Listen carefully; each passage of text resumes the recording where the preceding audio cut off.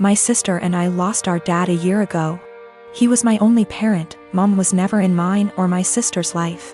Dad left money, inheritance, for me and sister, and she used her inheritance to get new cars and renovate her house. I live with my aunt right now cause my brother-in-law didn't let me stay with my sister. I'm planning on using my inheritance money to pay for college tuition. I've always wanted to be doctor but haven't decided which branch yet. My sister and I haven't been close. It started after she got married to her chronically ill husband, who was allowed to make backhanded comments about dad and mock his illness, and make a scene at his funeral.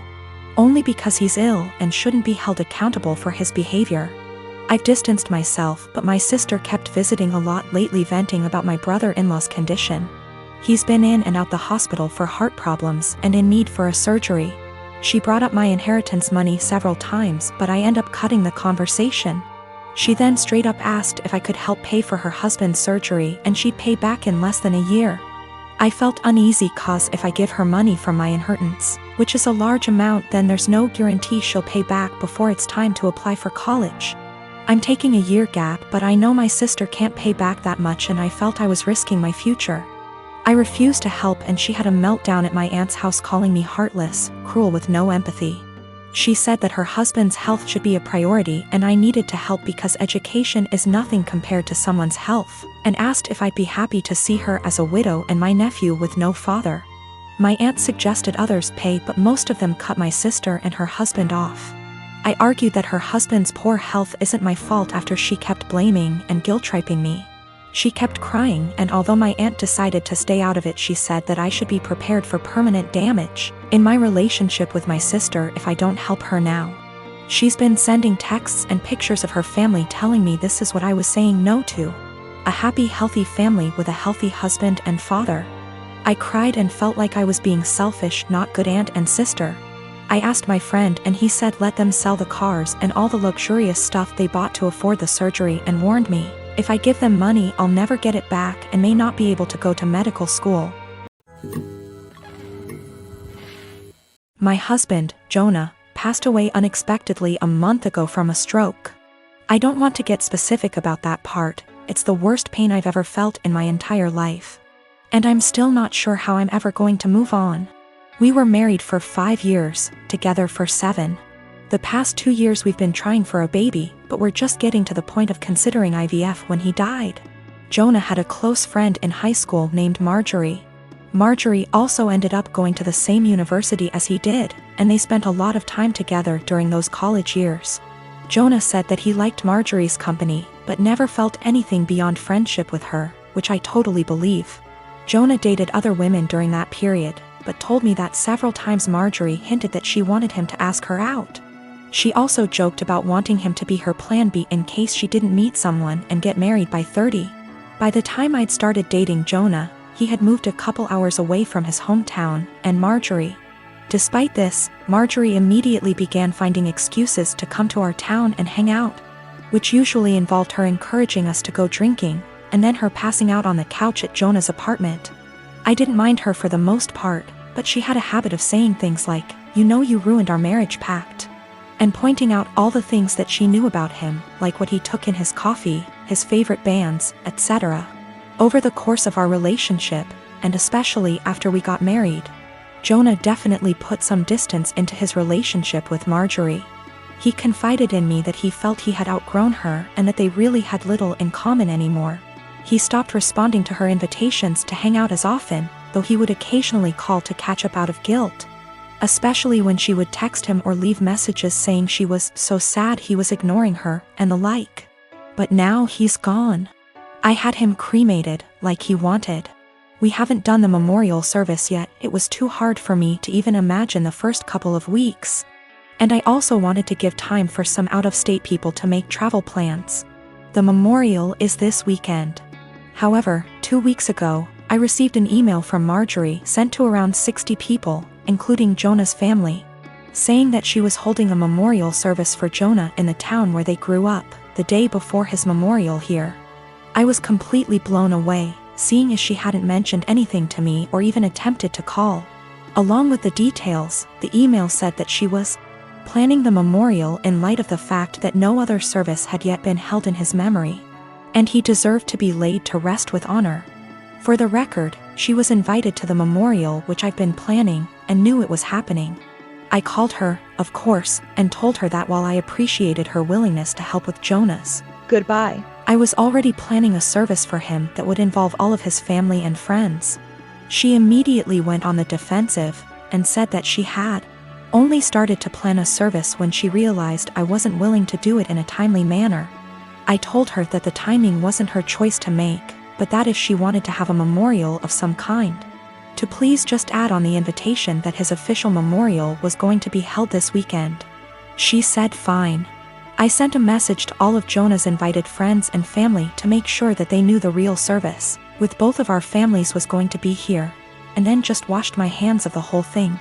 This week I received a message on Facebook from Jonah's cousin, saying that Marjorie, who has apparently blocked me on Facebook, created an event for Jonah's official memorial service, her memorial, and invited everyone she possibly could. I've been getting blown up with emails asking which day the memorial is, and where. I'm honestly furious. I don't have the emotional energy to deal with this. I ended up putting a post up on my wall, reiterating the date of his service here, and asking people to please share it. Thankfully, I think the older members of the family don't use Facebook or email very often, so most of them haven't been confused, but a lot of people now think that Marjorie's service is the real one. I called Marjorie again, asking her to add an addendum to her event saying that his actual memorial was going to be here. She told me that Jonah would have wanted it this way, and that if I couldn't appreciate her efforts, I wasn't invited to say goodbye to Jonah. I told her that was fine, seeing as I'd already said goodbye to Jonah when I held him as he died. She hung up. Apparently she's now spreading information to her mutual friends with Jonah, saying that he was planning on leaving me because I wasn't able to conceive. She also said that we had approached her to carry a baby for us, all absolute lies. His cousin sent me a screenshot of a text where she said that Jonah always thought we would have the cutest baby together, and that angry widow doesn't understand how much he wants children. I'm at a loss as to what to do.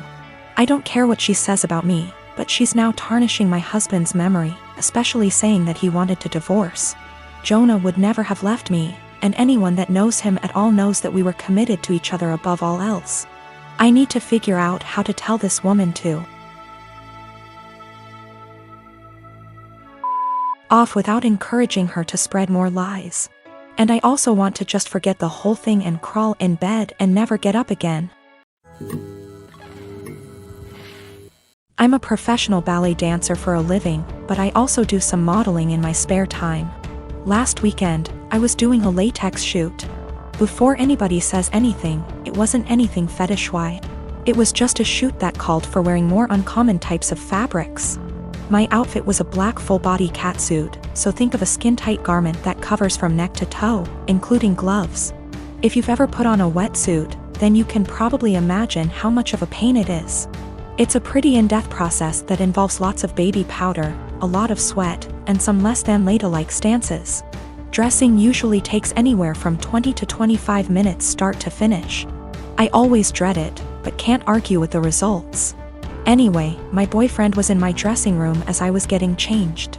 He doesn't always come along for shoots, but I needed him that day because my car is being repaired and we needed to go somewhere afterwards. His one kinda annoying thing is that he talks to me while I'm getting changed even though I very politely asked him to let me do it in peace. If I'm just putting on a dress or something less complicated, it's not a problem. But with latex, you have to concentrate, seriously. My facial expression is pretty similar to when I'm doing heavy leg presses or squats at the gym, so that the garment slips on correctly and, more importantly, you don't rip it. It's very easy to tear if you're not careful. And a full-body catsuit can cost upwards of $700 to $800 minimum. So as I'm struggling, may have been on the floor on my back with my feet up on a chair, pushing my butt up to get the garment over my hips, he won't stop talking. Come on, girl, you got this. Do you want help? I don't think you put on enough baby powder. Babe, you got this, get that big ass in there. And I politely asked him several times to just let me concentrate. He responds by saying, relax, I'm just trying to help, before patting me on the butt. I'd had enough. I demanded he stand outside because he was being super distracting and I couldn't afford to rip the garment. I didn't ask him to help because there's a technique to getting latex on and he doesn't have it. He got all pissy and was like, whatever, maybe you need a bigger size anyway, before leaving the shoot completely and taking the car. I had to get an Uber home after the shoot. On one hand, I was getting super frustrated, I was hot and sweaty, and combined with my kinda short temper, I was getting pissed off that I couldn't get the suit on. On the other hand, I asked him multiple times not to comment or distract me. And I never indicated that I was in the mood to be touched. I have always been civil with my half-brother. We were close as kids, but he started to have an attitude at 13 and pretty much stopped being nice, and started messing with my things / making fun of me and doing pranks to annoy me / privacy, was gone with him coming into my room and taking my things. Whenever I complained, my stepmom would normalize his behavior and make excuses. My dad never really grounded him and thought that talking to him will get him to behave better. I'm currently in college. I live in a rented apartment and have car to help me get to the university or other places. The car isn't expensive or fancy at all. I saved up for it 2 years ago. I decided to have Christmas dinner with my family. It's the perfect opportunity to be with family since I haven't seen my dad in a while. I arrived at my dad's house and left my purse and my keys on the kitchen island after my stepmom told me to help with dinner. My half-brother started talking about my car in the kitchen while my stepmom was listening and asked if he could take it for a couple of hours to hang out with friends. I politely told him no. He threw a fit and brought up how I needed to relax and not worry, but my answer was still the same. While we were sitting at the dinner table, my half-brother got up, washed his hands, and I thought he went outside. I got busy talking to my dad, and after I got up to wash my hands, I noticed my car keys weren't there. I went outside to ask him and neither he nor my car were there. I lost it. I started calling his phone, but he hung up on me several times. I was furious. I told my dad I'd call the police if he didn't come back with the car. My stepmom jumped to defend him and said I was being unreasonable to call the police. I called him one last time, then I called the police. My stepmom freaked out when my half-brother got picked up by the police. She told me to go explain the situation to the authorities, otherwise he'd spend the night in jail. But I refused, especially since I still hadn't got my car back. Stepmom yelled that I ruined dinner and that it was no big deal, he was going to return it after borrowing it from me, but he didn't really borrow it, and she heard me say no. I don't know what she told the police, but I didn't give permission to use the car. My stepmom's side of family are mad at me for doing this to my brother and hinted that I don't consider him family. My dad's side of family sided with me, saying he deserved it.